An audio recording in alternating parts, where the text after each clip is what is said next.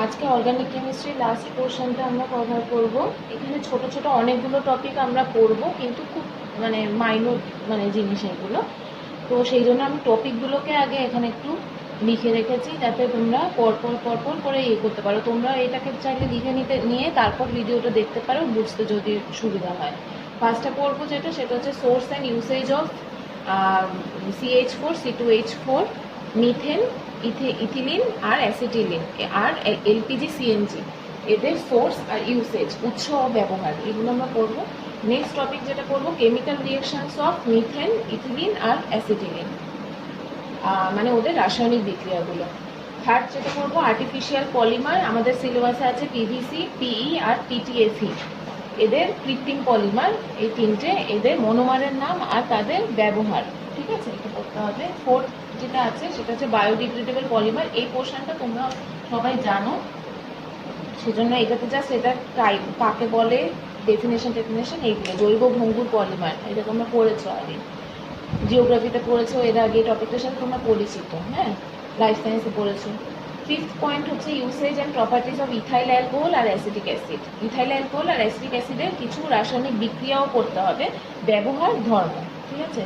Sixth হচ্ছে disadvantages of methanol আর ethanol. মিথানল আর ইথানলের ক্ষতিকারক কী কী প্রভাব আছে এগুলো। সেভেন্থ পয়েন্ট হচ্ছে denatured spirit, denatured alcohol or methylated spirit. সবগুলোই একই জিনিস। ঠিক আছে, ডিনেচার্ড স্পিরিট, ডিনেচার্ড অ্যালকোহল বা মেথিলেটেড স্পিরিট, এটা কাকে বলে, এটার ব্যবহারগুলো কী কী, ইউসেজগুলো কী কী। তাহলে আমরা পরপর একটা একটা পয়েন্ট করে আসছি। আচ্ছা, প্রথমে আমরা মিথেনের সোর্স বা উৎস কোথা থেকে আমরা মিথেন পাই। একটা হচ্ছে কোল গ্যাস, মানে কয়লার যে অন্তর্ধূম পাতন হয়, বাতাসের অনুপস্থিতিতে, অ্যাবসেন্স অফ এনভায়রনমেন্টাল এয়ার বা অক্সিজেন। কয়লাকে যদি চাপ দিয়ে আমরা রিয়াকশন করি, তাহলে যে কোল গ্যাস পাওয়া যায়, সেখানে 30-50% পর্যন্ত আমরা মিথেন পাই। এছাড়া যে মাটির তলায় যে প্রাকৃতিক গ্যাস বা ন্যাচারাল গ্যাস থাকে, সেখানে আমরা জানি এই কথাটা, 90%-এর মতো বা তার বেশিও থাকে মিথেন গ্যাস। নেক্সট হচ্ছে কার্বন মনোক্সাইড আর কার্বন ডাইঅক্সাইড, এই দুটোকে হাই টেম্পারেচার হাই প্রেশারে যদি হাইড্রোজেনেশন রিয়াকশন ঘটানো যায়, তাহলে তাতে যে নিকেল অনুঘটকের উপস্থিতিতে, তাহলে যে হাইড্রোজেনেশন বিক্রিয়াটা হয় বা রিয়াকশনটা হয়, সেখানে তৈরি হয় উপজাত দ্রব্য হিসেবে বা যে প্রোডাক্টটা, সেটা হচ্ছে মিথেন। নেক্সট হচ্ছে বায়োগ্যাস বা গোবর গ্যাস, যেটা আমরা জানি, সেটা আমরা ফার্স্ট চ্যাপ্টারে ফিজিক্যাল সায়েন্সে পড়েছিলাম। সেখানে প্রায় 60% বা তার একটু বেশি মিথেন থাকে। এবার ইউসেজগুলো কী কী বা ব্যবহারগুলো কী কী মিথেনের, আমরা জানি গৃহস্থালী কাজে বা বিভিন্ন শিল্পে যে জ্বালানি ব্যবহার করা হয়, সেখানে আমরা মিথেন ব্যবহার করা হয় জানি। যেরকম রান্নার কাজে যে গ্যাস ইউজ করা হয়, সেখানে মিথেন ব্যবহার করা হয়। আচ্ছা, তারপর ধরো কার্বন মনোক্সাইড আর হাইড্রোজেন, এটাকে 1:2 রেশিওতে তৈরি করতে, কার্বন মনোক্সাইড আর হাইড্রোজেন এই দুটোকে 1:2 রেশিওতে তৈরি করতে আমাদের এক্সট্রা গ্যাস হিসেবে মিথেন ওখানে প্রেজেন্ট রাখতে হয়। নেক্সট আরেকটা হচ্ছে কার্বন ব্ল্যাক, বা যেটাকে আমরা বাংলা ভূষকালি বলি, কালি। হ্যাঁ, কার্বন ব্ল্যাক। তারপর তোমার ওই ছাপা কারখানায় যে ছাপার কালিগুলো হয় প্রিন্টিং প্রেসে, সেইগুলো। তারপর তোমার ওই গাড়ির টায়ারে, এইসব জায়গায়, এগুলোতে তৈরির কাজে কারখানায় বা ফ্যাক্টরিতে মিথেন গ্যাস ইউজ করা হয়। নেক্সট নাম্বার 2 হচ্ছে ইথিলিন। ঠিক আছে, ইথিলিনের সোর্স কী কী আছে। পেট্রোলিয়াম ক্র্যাকিং হচ্ছে মাইন থেকে পেট্রোলিয়াম তোলার সময় যে প্রসেসটা ইউজ করা হয়, সেটা হচ্ছে পেট্রোলিয়াম ক্র্যাকিং। সেই পেট্রোলিয়াম ক্র্যাকিংয়ে উপজাত হিসেবে ইথিলিন পাওয়া যায়। ক্র্যাকিং করার পরে আমরা যে আলাদা এক্সটার্নাল যে জিনিসগুলো ওর মধ্যে থাকে, প্রোডাক্টের মধ্যে মিশে থাকে, সেটাকে আমরা রিফাইন করে তারপর তো মেইন ইনগ্রিডিয়েন্টটা বার করে নিই। সেই রকম রিফাইনারি হিসেবে ওখানে ইথিলিন পাওয়া যায় কিছুটা। তারপর পেট্রোলিয়ামের যে পাতন করা হয়, ছেঁকে নিয়ে পেট্রোলিয়ামটাকে যখন আমরা বিশুদ্ধিকরণ করি, সেখানে রিফাইনারি গ্যাস আর ন্যাপথা, এই দুটো জিনিসও ওখানে পাওয়া যায় ইনগ্রিডিয়েন্ট হিসেবে। সেই দুটোতেই ইথিলিনের কিছুটা অংশ পাওয়া যায়। রিফাইনারি গ্যাস আর ন্যাপথা, এখানে ইথিলিনও পাওয়া যায়, অ্যাসিটিলিনও পাওয়া যায়। ঠিক আছে, সেই জন্য অ্যাসিটিলিনের সোর্সেও এটা আমরা লিখবো। আর অ্যাসিটিলিনের আরেকটা সোর্স হচ্ছে কোল গ্যাস হিসেবে এটা ইউজ করা হয়। আচ্ছা, এবার ইথিলিনের ব্যবহার বা তোমার ইউসেজগুলো কি কি হয় আমরা জানি। ইথিলিনের একটা হচ্ছে খুব ইম্পর্টেন্ট ইউসেজ হচ্ছে মাস্টার্ড গ্যাস। ইম্পর্টেন্ট এই কোয়েশ্চেনটা আসে, মাস্টার্ড গ্যাসে কোন গ্যাস থাকে? ইথিলিন থাকে। বিষাক্ত, ওটা প্রচণ্ড পয়জনাস। পলিস্টাইরিন, পলিস্টাইরিন হচ্ছে এক রকমের পলিথিন, ঠিক আছে, প্লাস্টিক। সেই পলিস্টাইরিন তৈরিতে ইথিলিন ইউজ করা হয়। তারপর তোমার পলিথিন বা শিল্প মানে যেসব ইন্ডাস্ট্রিয়াল পলিমার তৈরি করা হয় সেখানে বিভিন্ন রকমভাবে ইথিলিন ইউজ করা হয়। আর তারপর তোমার বিভিন্ন রকম আমরা একটা ইউজ জানি কমন, সেটা হচ্ছে ফল পাকাতে ইথিলিন ইনজেক্ট করা হয়, ঠিক আছে, কাঁচা ফল পাকাতে। আচ্ছা, এছাড়া আরও ইথিলিন জাত অনেক প্রোডাক্ট আছে, সেগুলো তৈরিতে ইথিলিন ডাইব্রোমাইড, ইথিলিন গ্লাইকল, হ্যাঁ, এইগুলো হচ্ছে অ্যান্টিফ্রিজ যৌগ বলে এদেরকে, ঠিক আছে, অ্যান্টিফ্রিজ যৌগ, এগুলো তৈরিতে ইথিলিন ইউজ করা হয়। আর অ্যাসিটিলিন কী কী কাজে ব্যবহার করা হয়? অ্যাসিটিলিনের ব্যবহার হচ্ছে কার্বাইড ল্যাম্প যেগুলো, সেগুলোতে আলো জ্বালানোর জন্য অ্যাসিটিলিন, দেখবে বাল্ব যেগুলো রাস্তার ল্যাম্পগুলো আছে ওগুলোতে অ্যাসিটিলিন ইউজ করা হয়। তারপর তোমার ওই অক্সি অ্যাসিটিলিন শিখা, অক্সি অ্যাসিটিলিন গ্যাস প্রডিউস করতে বা রে প্রডিউস করতে অ্যাসিটিলিন ইউজ করা হয়। ঝালাইয়ের যে কাজ হয়, ঝালাই করা, সে ঝালাইয়ের কাজে ব্যবহার করা হয়। তারপর তোমার চর্বি বা তেল জাতীয় জিনিস, এগুলো সলিউবেল হিসেবে ওয়েস্ট্রন, ওয়েস্ট্রোসল, এইগুলো কিছু প্রোডাক্ট আছে যেগুলো তোমার চর্বি জাতীয় জিনিস, এগুলো তোমার এগুলোকে সলিউবেল করতে অ্যাসিটিলিন ইউজ করা হয়। তারপর তোমার আর্টিফিশিয়াল বা কৃত্রিম যে রাবার, প্লাস্টিক, এগুলো তৈরি করতে অ্যাসিটিলিন ইউজ করা হয়। এবার এলপিজি আর সিএনজি। আচ্ছা, এলপিজি আর সিএনজি, এলপিজির ফুল ফর্ম আমরা জানি লিকুইফাইড পেট্রোলিয়াম গ্যাস। এলপিজির ইনগ্রিডিয়েন্টস বা উপাদানগুলো কি কি? প্রোপেন, বিউটিন, বিউটেন, ইথেন, মার্কেপটান, ঠিক আছে। আচ্ছা, বিউটেন এই জিনিসগুলো তোমার সমাবয়বগুলো বা আইসোমারগুলো এর ইনগ্রিডিয়েন্টস, ঠিক আছে। মেইন ইনগ্রিডিয়েন্টস বা প্রধান উপাদানগুলো কি কি যদি জিজ্ঞাসা করে তখন শুধু প্রোপেন আর বিউটেন লিখবে। আচ্ছা, এবার মার্কেপটান যে যৌগটা আছে সেখানে মেইনলি ইথাইল মার্কেপটান ইউজ করা হয়, এলপিজির উপাদান হিসেবে থাকে। এলপিজি লিক হলো কিনা সেটা যে আমরা ধরতে পারি, সেটা এই মিথাইল মার্কেপটান বা ইথাইল মার্কেপটান এর যে বিশেষ একটা গন্ধ আছে, সেই স্মেলটার জন্য আমরা এলপিজি লিক হলে বুঝতে পারি যে লিক হয়েছে এই গন্ধটার জন্য, ঠিক আছে, যেরকম গ্যাসের গন্ধ বেরোয় সেরকমভাবে। আচ্ছা, এর ক্যালোরি সোর্স কোথা থেকে? এর সোর্স হচ্ছে ন্যাচারাল গ্যাস, পেট্রোলিয়াম, এগুলো বা উৎস যেটা। আর এর ক্যালোরিজেনিক ভ্যালু বা জ্বালানি মূল্য বা তাপন মূল্য কত? 45 কিলোজুল পার গ্রাম। আচ্ছা, এর ইউসেজগুলো কি কি বা ব্যবহারগুলো আমরা সবাই জানি, জ্বালানির কাজে। তারপর পেট্রোলিয়াম যে শিল্প, সেই ইন্ডাস্ট্রিয়াল পেট্রোলিয়াম শিল্পে ব্যবহার করা হয়। সিএনজি হচ্ছে কমপ্রেসড ন্যাচারাল গ্যাস, আমরা জানি। সিএনজির ইনগ্রিডিয়েন্টসগুলো কি কি? 90% মিথেন হচ্ছে এর প্রধান উপাদান বা মেইন ইনগ্রিডিয়েন্ট, আর নানা রকমের হাইড্রোকার্বন ইউজ করা হয়। আচ্ছা, সোর্সে কি কি আছে? সোর্স মেইনলি ন্যাচারাল গ্যাস, আর এর ক্যালোরিজেনিক ভ্যালু বা তাপন মূল্য বা জ্বালানি মূল্য হচ্ছে 49 কিলোজুল পার গ্রাম। আর এর ইউসেজ বা ব্যবহার কি কি?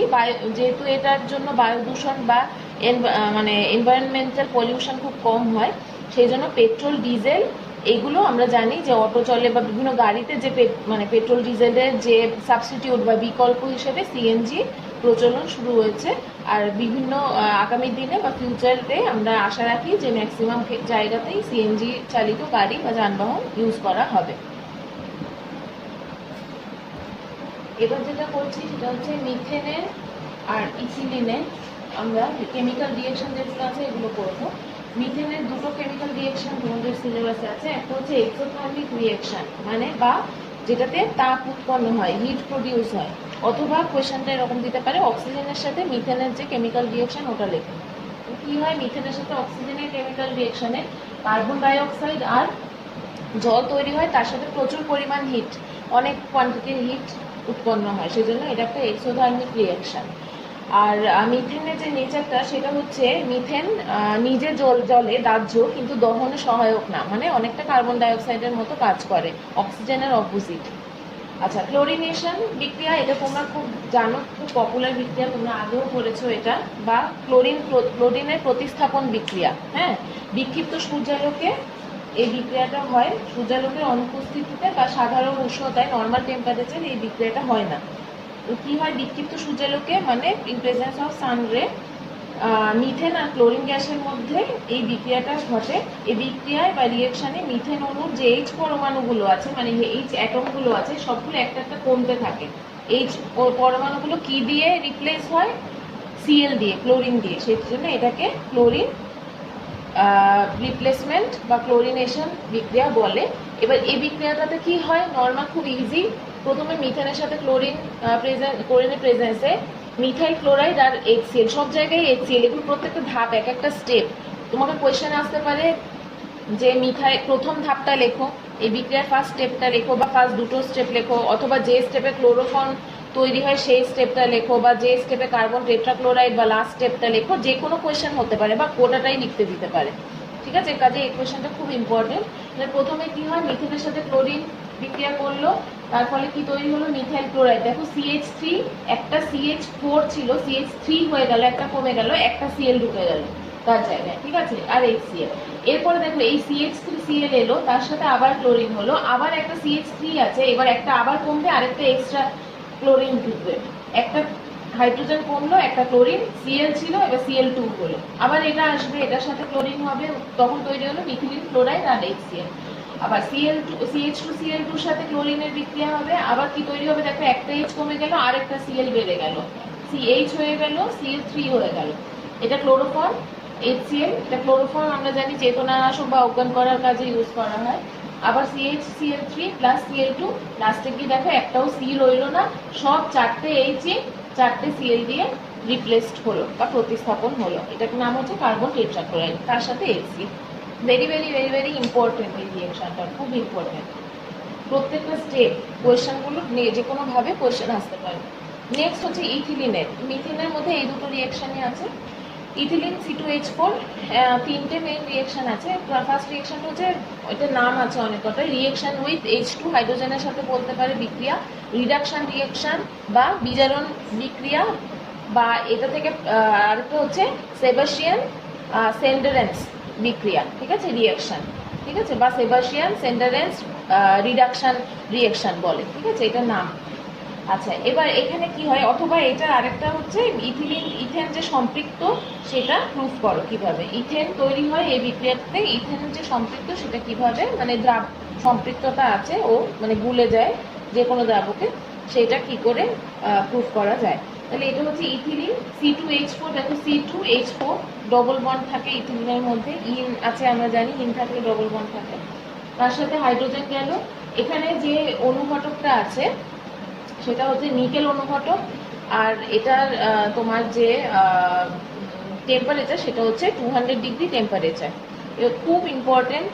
এখানে তোমাকে এই কোয়েশ্চেনটা এরকম ডাইরেক্টও বলতে পারে, অথবা বলতে পারে যে H2C থেকে CH2 বা C2H4 থেকে কনভার্ট করো, কনভার্ট C2H2 থেকে ইথেন কনভার্ট করো, তখন তোমাকে বুঝে নিতে হবে এটা। অথবা ইথেন এর প্রেজেন্সে কি তৈরি করে, তখনও এটা বুঝে নিতে হবে। কাজে এই কোয়েশ্চেনের ফরম্যাটগুলো এখানে নানা রকম ভাবে হতে পারে, খুব ভালো মতো এগুলো অ্যাবজর্ব করতে হবে।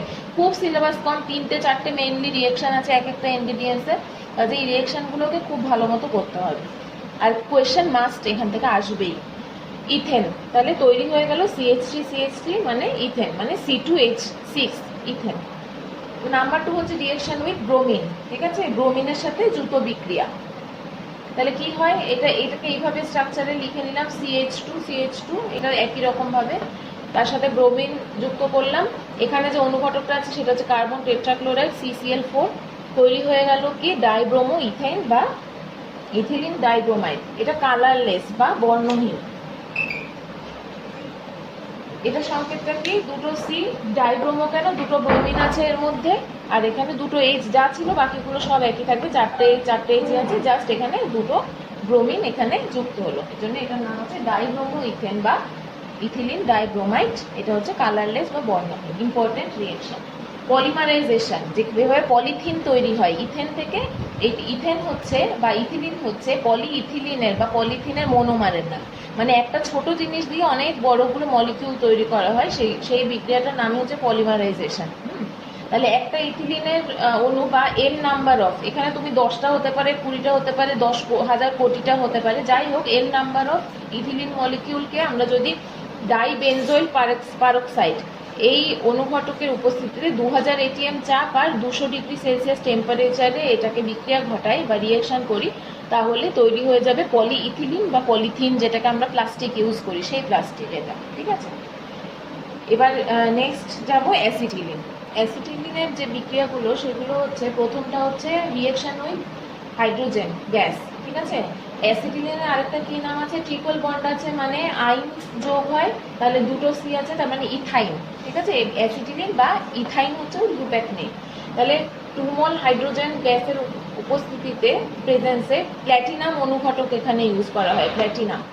তারপরে যেটা উৎপন্ন হয় বা তৈরি হচ্ছে প্রোডাক্টটা, সেটা হচ্ছে ইথেন, CH3CH3। ঠিক আছে, আচ্ছা, ব্রোমিনের সাথে একটা বিক্রিয়া হয়, ব্রোমিন লিকুইড ব্রোমিনের সাথে একটা বিক্রিয়া হয়, এটা অর CCl4 যে কোনো একটা প্রেজেন্সে হতে পারে। আর আরেকটা হয় হচ্ছে ব্রোমিন প্লাস CCl4 দুটোর প্রেজেন্সে একসাথে, এটা মিক্সচারের সাথে। তাহলে অ্যাসিটিলিন এটার মিক্সচারের প্রেজেন্সে অ্যাসিটিলিন ডাইব্রোমাইড তৈরি করে, এটা হচ্ছে কালারলেস। ঠিক আছে, অ্যাসিটিলিন ডাইব্রোমাইড।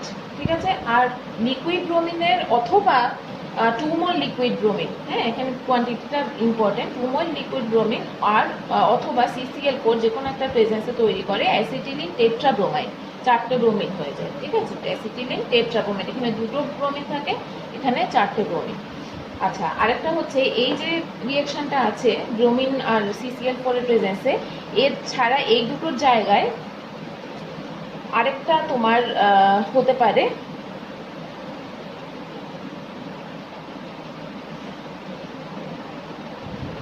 সেটা হচ্ছে র্যানিনিকেলের প্রেজেন্সে।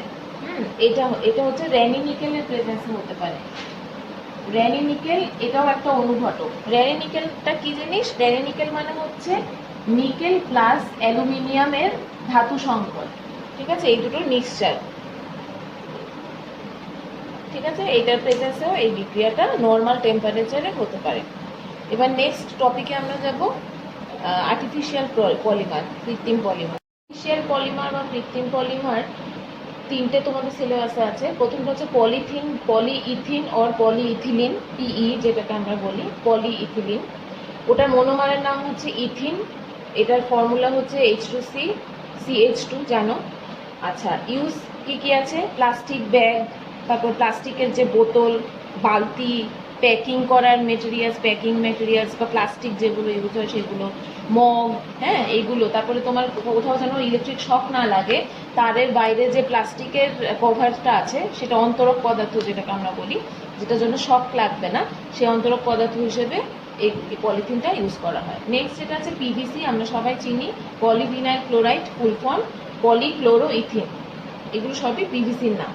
এটার মনোমারের নাম কি, ভিনাইল ক্লোরাইড। ইম্পর্টেন্ট, এই সবগুলো ইম্পর্টেন্ট, মনোমারের নাম আসে, ইউজ আসে, অথবা মনোমারের নাম দেয়া থাকে, এটার পলিমারের নাম কি আসে, ইউজ আসে, এরকম। আচ্ছা, এর সংকেতটা কি, CH2 ডবল বন্ড CHCl, এর ক্লোরোইথিন অথবা ভিনাইল ক্লোরাইড। এটার ইউজ কোথায় কোথায় হয়, এটাও অন্তরক পদার্থ হিসেবে, শকপ্রুফ হিসেবে, বা পাইপ, তারপরে চপ্পল যেগুলো আমরা পরি বাড়িতে, সে চপ্পল, তারপর তোমার গামবুট, এগুলো তৈরি করতে ইউজ করা হয়। নেক্সট যেটা আছে টেফলন, PTFE, পলি টেট্রাফ্লুরোইথিন, ফুল ফর্মগুলো ভালো করে মনে রাখবে, টেফলন বা পলি টেট্রাফ্লুরোইথিন, PTFE। টেট্রাফ্লুরোইথিন হচ্ছে এর মনোমারের নাম, এটার সংকেত বা ফর্মুলা হচ্ছে F2C ডবল বন্ড CF2। আচ্ছা, ফ্লুরিন, F মানে ফ্লুরিন। আচ্ছা, এটার কি কি, যে ননস্টিক তাওয়া, ননস্টিক যে বাসন কোসনগুলো ইউজ করি আমরা রান্নাঘরে, এগুলো, তারপর আবার এটাও অন্তরক পদার্থ বা তোমার ওই শকপ্রুফ মেটেরিয়াল হিসেবে ইউজ করা হয়। নেক্সট হচ্ছে বায়োডিগ্রেডেবল পলিমার। বায়োডিগ্রেডেবল পলিমার বা জৈব ভঙ্গুর পলিমার, এই টপিকটার সাথে তোমরা মোরলেস পরিচিত।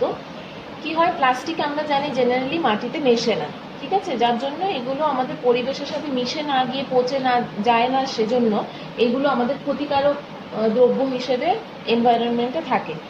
বায়োডিগ্রেডেবল পলিমার বা জৈব ভঙ্গুর পলিমার হচ্ছে সেই রকম পলিমার যেগুলোকে মাটিতে পচিয়ে মিশিয়ে দেওয়ার প্রসেস করা হয়। ঠিক আছে, এবার সেটা প্রথমে দুটো প্রসেসে এই জিনিসটা করা হয়। ফার্স্ট প্রসেসটা হচ্ছে কেমিক্যাল, সেকেন্ড হচ্ছে অর্গানিক। দুটো স্টেপ বলতে পারো, প্রসেস না, দুটো স্টেপ। প্রথমে কী করা হয়, প্লাস্টিককে নিয়ে, নর্মাল যে প্লাস্টিক আমরা, বোতল হোক প্লাস্টিক হোক যাই হোক, প্লাস্টিককে নিয়ে প্রথমে পারঅক্সিডেশন করা হয়, পারঅক্সি অ্যাসিডের প্রেজেন্সে এটাকে পারঅক্সিডেশন করা হয়। নেক্সট যেটা করা হয়, একই সাথেই হাইড্রোলিসিসও করা হয়। এবার পারক্সিডেশন করার পরে যে জিনিসটা তৈরি হয় সেটা হচ্ছে কার্বক্সিলিক অ্যাসিড আর অ্যালকোহল কিছুটা। আর হাইড্রোলিসিস করার পর এর যা মনোমার, সেটা যদি পলিইথিলিন হয় তাহলে ইথিলিন, বা তারপর পিভিসি হলে ভিনাইল ক্লোরাইড, যেটা যার মনোমার সেই মনোমারটা, আর তার সাথে কিছু এই পলিথিনেরই কিছু আদার্স মলিকিউলস এটার সাথে বেরিয়ে আসে। এবার এই দুটো জিনিসকে কম্বাইন করে ব্যাকটেরিয়া, ফাঙ্গি, বিভিন্ন এনজাইম, হ্যাঁ, ফাঙ্গাস, ব্যাকটেরিয়া, তারপরে বিভিন্ন উৎসেচক, এদের উপস্থিতিতে এটাকে চাপ দিয়ে এটাকে কিছু প্রসেস করা হয় কেমিক্যালি, মানে অর্গানিক্যালি, সরি। এবার যেটা তৈরি হয় সেটা হচ্ছে গোবর গ্যাস বা বায়োগ্যাস বা বায়োমাস, যেটাকে আমরা বলি, হ্যাঁ, সেটা জানি আমরা সহজেই মাটিতে মিশে যায়। এর ফলে বায়োমাস থেকে আমরা যে দুটো জিনিস ইনগ্রেডিয়েন্টস পেয়ে থাকি জেনারেলি, একটা হচ্ছে কার্বন ডাই অক্সাইড, একটা হচ্ছে জল, ঠিক আছে। তাহলে এই প্রসেসটা হচ্ছে ডিগ্রেডেশন অফ প্লাস্টিক, বা প্লাস্টিকের কিভাবে জৈব ভঙ্গুর পলিমারে আমরা পরিণত করতে পারি সেই প্রসেসটা। আর যেটা জানবো আমরা এখানে বর্তমানে, মানে ইন প্রেজেন্স, প্রকৃত যে বায়োডিগ্রেডেবল পলিমারগুলো আছে সেগুলো অ্যাকচুয়ালি কি, কার্বোহাইড্রেট, প্রোটিন, এইগুলো। আমরা যে ওষুধের ক্যাপসুল খাই, যে ক্যাপসুলের ওপরের যে প্লাস্টিকটা, সেটাও এক রকমের বায়োডিগ্রেডেবল পলিমার। এটাকে অ্যাকচুয়ালি, এটার নাম হচ্ছে পলিহাইড্রোক্সি বিউটারেট, পিএইচবি, হ্যাঁ, পিএইচবি বা পলিহাইড্রোক্সি বিউটারেট। এটার বাজারের নাম যেটা, সেটা হচ্ছে বায়োপোল। বায়োপোল হচ্ছে এর বাজারগত নাম। এটা হচ্ছে আমরা বিভিন্ন ওষুধের খোসা, তারপর তোমার যে সেলাই করা হয়, সে সেলাইয়ের সুতোগুলো কত হলে সেলাই করা হয় সেইগুলো, এইগুলো এগুলো ইউজ করা হয় এই পলিমারগুলো। তারপর তোমার ধরো ইকোলাইট, ইকোফ্লক, এই ধরনের কিছু পলিমার আছে, সেগুলো ইউভি রশ্মি দিয়ে ওটাকে শোষণ করে নেওয়া যায়, সেই জন্য এগুলো গরম জলেও মানে সলিউবেল, ঠিক আছে। তাহলে এইগুলো হচ্ছে তোমার বায়োডিগ্রেডেবল পলিমার গেল। এবার হচ্ছে ইথাইল অ্যালকোহল আর অ্যাসিটিক অ্যাসিডের আমরা কিছু ব্যবহার আর ধর্ম, তারপর তোমার রাসায়নিক বিক্রিয়া, কেমিক্যাল ইকুয়েশন, এগুলো দেখবো। আচ্ছা, কেমিক্যাল ইকুয়েশন আমি আগেই বলে দিচ্ছি, এটা আমি আগে রিপিট করব না। আর এর আগে একবার কেমিক্যাল ইকুয়েশন আমরা ইয়ে করার সময়, ইম্প্যাক্ট নেইমের সময় যখন আমরা পরিচিত হচ্ছিলাম তখন আমি করিয়েছিলাম। কেমিক্যাল ইকুয়েশনে আমি বলে দিচ্ছি, ওইগুলোই তোমরা প্রিপেয়ার করবে। ইথাইল অ্যালকোহল থেকে করবে সোডিয়ামের সাথে যে রিয়াকশনটা আছে ওটা, আর হচ্ছে আরেকটা আছে ইথাইল অ্যালকোহলকে 170 ডিগ্রি টেম্পারেচারে গাঢ় ডাইরেক্টলি তোমার 340 ডিগ্রি টেম্পারেচারে H2SO4 এর সাথে যে প্রডিউস করে ইথিলিন, সেটা, এই দুটো বিক্রিয়া তোমরা করবে, কেমিক্যাল রিয়াকশন।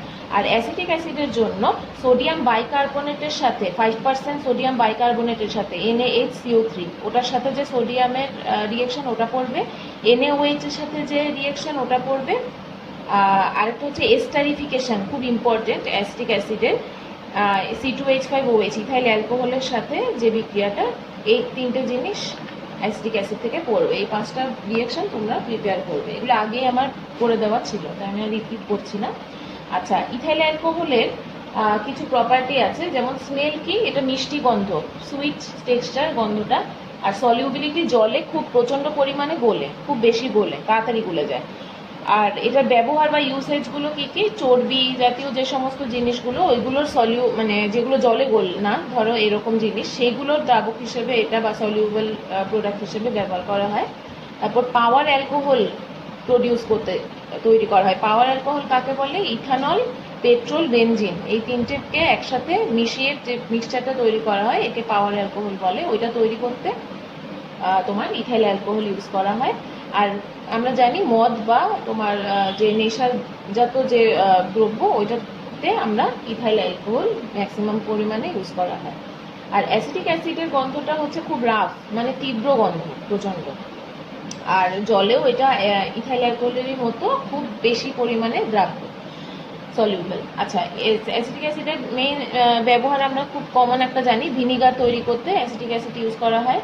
আচ্ছা, কৃত্রিম তোমার সেলুলোজ অ্যাসিটেট, যে কৃত্রিম তোমার সুতো, ওইগুলো আর্টিফিশিয়াল যে সুতো, সেলুলোজ অ্যাসিটেট, এটা তৈরি করতে ইউজ করা হয়। তারপর সলিউবল প্রোডাক্ট তৈরি করতে, তারপর হোয়াইট লেড, রং একটা হোয়াইট লেড, এটা তৈরি করতে এগুলোতে অ্যাসিটিক অ্যাসিড ইউজ করা হয়। আচ্ছা, নেক্সট লাস্ট যে পোর্শনটা আছে ওটা হচ্ছে মেথিলেটেড স্পিরিট বা ডিনেচার্ড স্পিরিট। আচ্ছা, এর আগে একটা আছে মিথানল আর ইথানলের যে ডিসঅ্যাডভান্টেজ বা ক্ষতিকারক প্রভাব। মিথানলের কি কি ক্ষতিকারক প্রভাব? মিথানল হচ্ছে CH3OH, ঠিক আছে। মিথানলের কি কি ক্ষতিকারক প্রভাব আছে? সহজে মিথানল খুব মানে পড়ে যায়, মিথানলের উপস্থিতিতে প্রেজেন্সে খুব তাড়াতাড়ি আগুন লেগে যায় বা ওতে দহনে কার্বন ডাই অক্সাইড তৈরি করে, ঠিক আছে। সেই জন্য মিথানলের একটা নাম আছে উড অ্যালকোহল।